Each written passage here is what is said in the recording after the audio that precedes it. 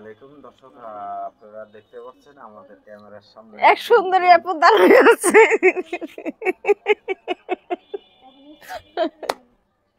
বলেন বলেন, এমনি শয়তানি করলাম, বলেন।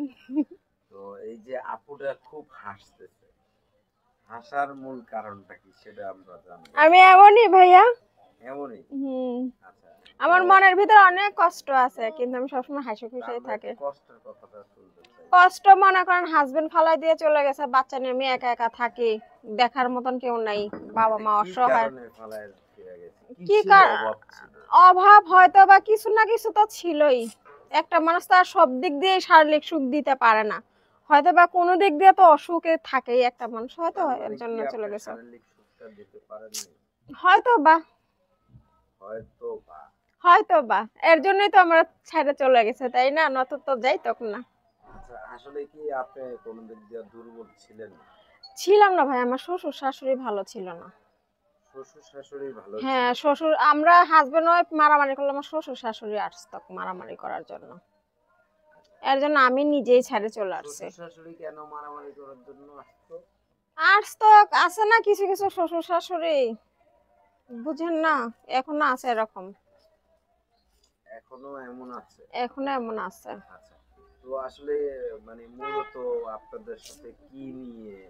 যা হচ্ছে, আমার সাথেও আমার শ্বশুর শাশুড়ি আর আমার হাজবেন্ড একটু ছিল আর কি, একটু একটু রাগী টাইপের ছিল, এর জন্য আমি ছেড়ে দিছি তাকে। আপনি নিজে তাকে? হ্যাঁ, আমি নিজেই ডিভোর্স করে দিছি। আচ্ছা, তো আসলে মেয়ে মানুষটাকে ডিভোর্স দিতে পারে না? না না, দিতে পারে, কেন পারে না? একতরফ দিয়ে দিছে। আমি বেশি ভালো হইলে দিতে হয় একতরফ। মানে বেশি ভালো হলে? হ্যাঁ, দিতে হয়।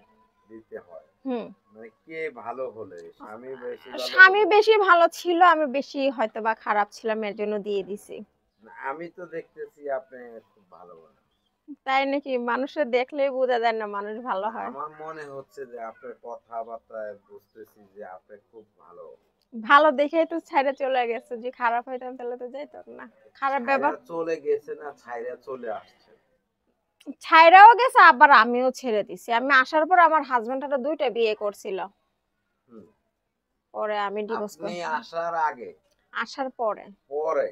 আচ্ছা, তার মানে কি আপনি তার মনের রাজ্যের রানী ছিলেন নাকি? রানী তো ছিলামই। রানী থাকলে কি হবে, হঠাৎ করে রানীটাকে কেউ ছিনিয়ে নিয়ে গেছে। ওইখানে লয়ে যায় দাঁড়ান, মানে আর ভিডিও করলাম।